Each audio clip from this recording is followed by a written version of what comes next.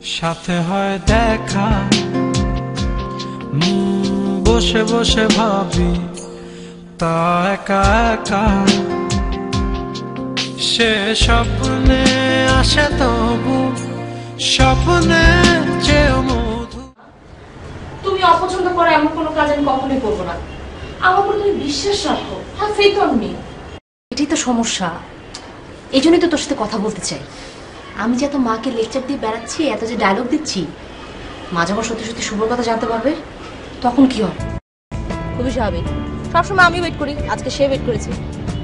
মার সাথে এই সমস্ত ড্রামা করে যেতে যেতে তো দেরি হয়ে গেল, কিন্তু আমি তো উল্টা গিয়ে ঝাড়ি, এটা ওটা বুমবাং অনেক কিছু বললাম, তারপর স্বাভাবিক।